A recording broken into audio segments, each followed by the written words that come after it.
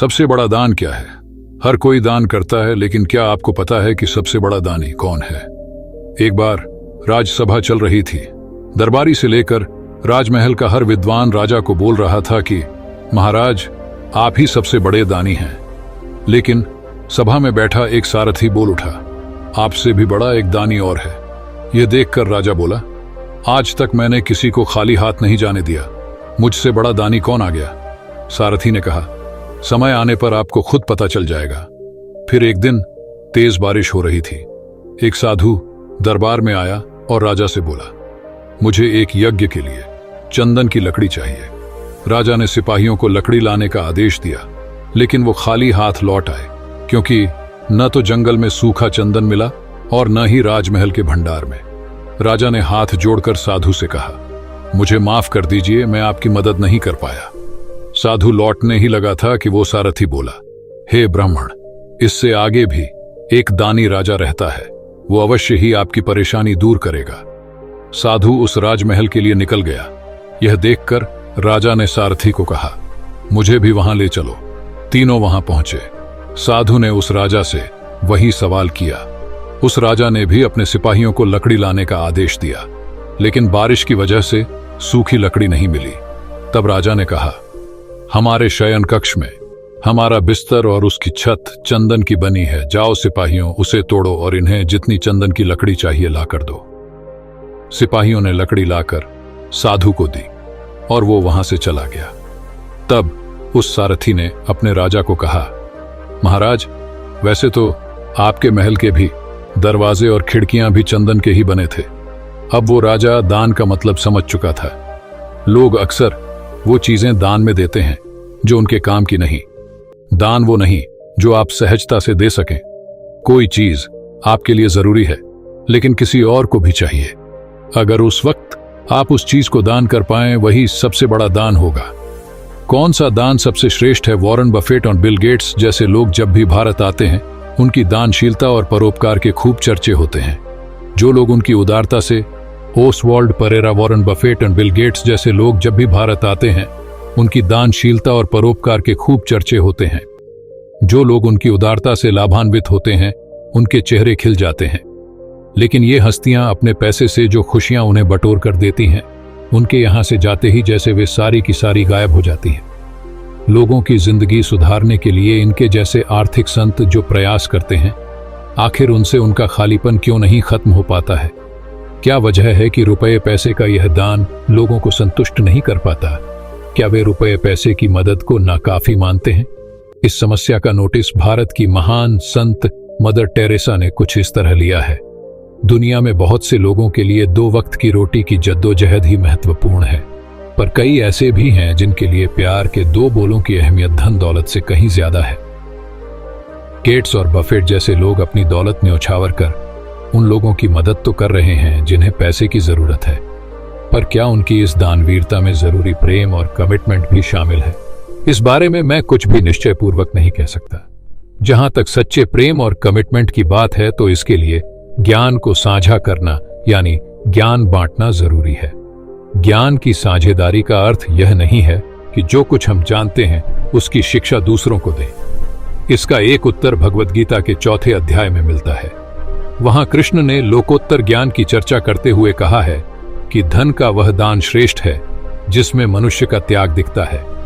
वह अर्जुन का आह्वान करते हुए कहते हैं, हे रिपुदमन, धन आदि पदार्थों से ज्ञान का दान अधिक श्रेष्ठ है। ऐसे त्याग की पराकाष्ठा लोक का कल्याण करने वाले ज्ञान में दिखती है। गीता में धन आदि भौतिक पदार्थों के दान को सबसे निम्न कोटि का त्याग माना गया है। वैदिक अर्चाओं में भी पारंपरिक त्याग, कठोर तप और दान के अलग अलग फलों की चर्चा की गई है। गीता में तो एक पूरा अध्याय कर्मयोग, कर्म फल पर ही है।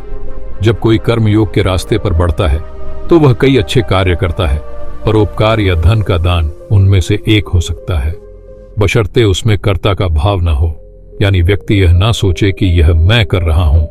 चैरिटी यानी धन संपदा का दान ऊंचे आध्यात्मिक धरातल पर तभी पहुंच सकता है जबकि उसमें व्यक्ति का अहम या कर्ता होने का भाव ना रहे। आप यह परोपकार पूरे मनोयोग से तो करें, लेकिन उससे आपका कोई लगाव नहीं होना चाहिए। बाइबल में भी चैरिटी के ऐसे ही आध्यात्मिक स्वरूप की चर्चा की गई है। यद्यपि मुझे वरदान है कि मैं भविष्य देख लूं और सारे रहस्यों और ज्ञान की थाह पा लूं, और यहां तक कि मैं पहाड़ों को अपने रास्ते से हटा सकता हूं, लेकिन यदि परोपकार नहीं करता तो मैं कुछ नहीं हूं। हालांकि बाइबल के ज्यादातर संस्करणों में चैरिटी के स्थान पर लव शब्द का इस्तेमाल किया गया है। ऐसा लगता है कि बाइबल में परोपकार को प्यार का दर्जा दिया गया है, पर गॉस्पल यीशु के शिष्यों द्वारा बताए गए उनके जीवन प्रसंग या सुसमाचार में ऐसे गुप्त दान का पक्ष लिया गया है जिसमें दान से उसका कर्ता उसी तरह अलग रहे जैसे गीता में रहने को कहा गया है। मैथ्यू के सुसमाचार में कहा गया है, जब आप किसी जरूरतमंद को दाएं हाथ से कुछ दे रहे हो तो इसे आपका बायां हाथ ना जान पाए।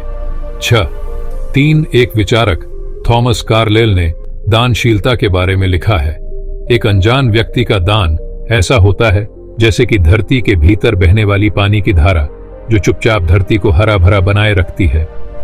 अगर आप इससे कोई संकेत लेना चाहें तो वह यह है कि दिए गए दान से अपना नाम हटा लें और गुप्त दान दें।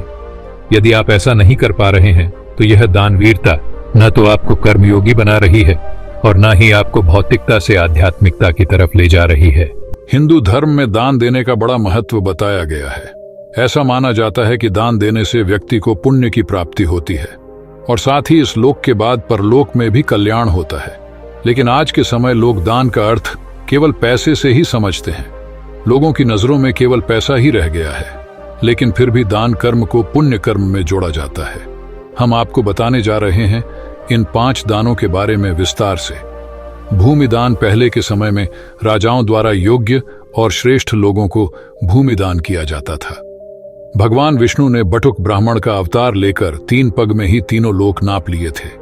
यदि सही प्रकार से इस दान को किया जाए तो इसका बहुत महत्व होता है। वहीं अगर आश्रम, विद्यालय, भवन, धर्मशाला, प्याऊ, गौशाला निर्माण आदि के लिए भूमि दान की जाए तो श्रेष्ठ रहता है। गोदान सनातन संस्कृति में गौदान को विशेष महत्व माना जाता है। इस दान के संबंध में कहा जाता है कि जो व्यक्ति गौदान करता है इस लोक को बाद परलोक में भी उसका कल्याण होता है। दान करने वाले व्यक्ति और उसके पूर्वजों को जन्म मरण के चक्र से मुक्ति प्राप्त होती है। अन्नदान। अन्नदान करना बहुत ही पुण्य का कार्य होता है।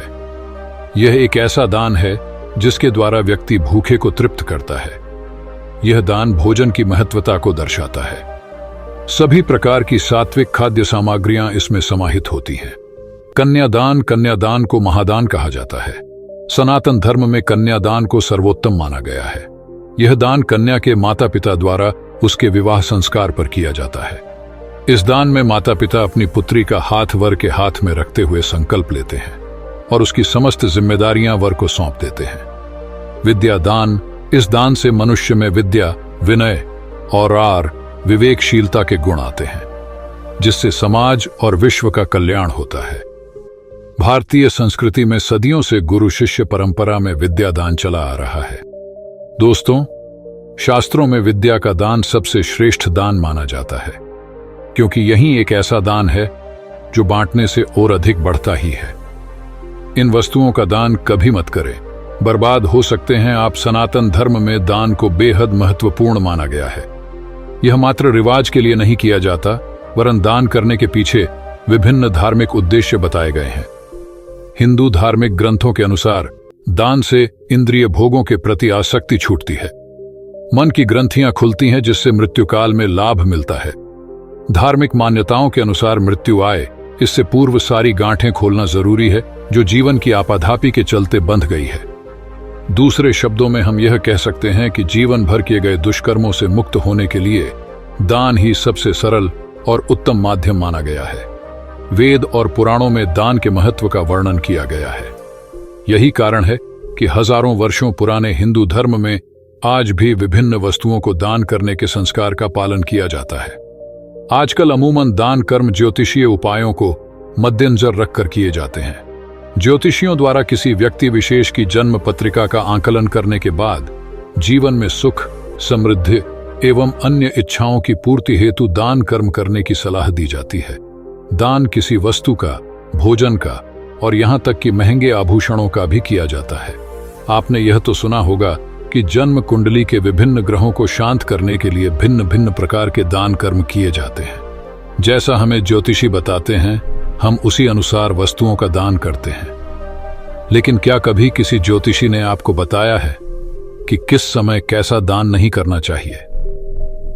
ग्रहों की मजबूत के लिए जन्म कुंडली में कुछ ग्रहों को मजबूत एवं दुष्ट ग्रहों को शांत करने के लिए तो हम दान पुण्य करते ही हैं, लेकिन ग्रहों की कैसी स्थिति में हमें कैसा दान नहीं करना चाहिए, यह भी जानने योग्य बात है।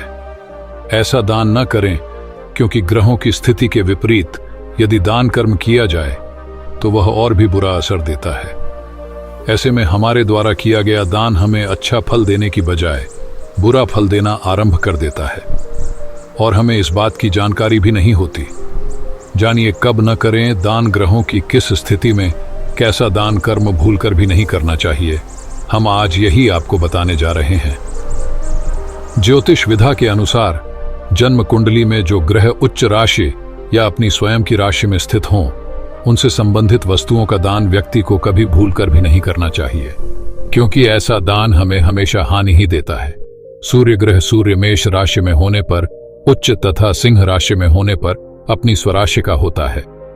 यदि किसी जातक की कुंडली में सूर्य इन्हीं दो राशियों में से किसी एक में हो तो उसे लाल या गुलाबी रंग के पदार्थों का दान नहीं करना चाहिए। इसके अलावा गुड़, आटा, गेहूं, तांबा आदि दान नहीं करना चाहिए। सूर्य की ऐसी स्थिति में ऐसे जातक को नमक कम करके मीठे का सेवन अधिक करना चाहिए। चंद्र ग्रह चंद्र वृष राशि में उच्च तथा कर्क राशि में अपनी राशि का होता है। यदि किसी जातक की जन्म कुंडली में चंद्र ग्रह ऐसी स्थिति में हो तो उसे खाद्य पदार्थों में दूध, चावल एवं आभूषणों में चांदी एवं मोती का दान नहीं करना चाहिए। ऐसे जातक के लिए माता या अपने से बड़ी किसी भी स्त्री से दुर्व्यवहार करना हानिकारक हो सकता है। किसी स्त्री का अपमान करने पर ऐसे जातक मानसिक तनाव का शिकार हो जाते हैं।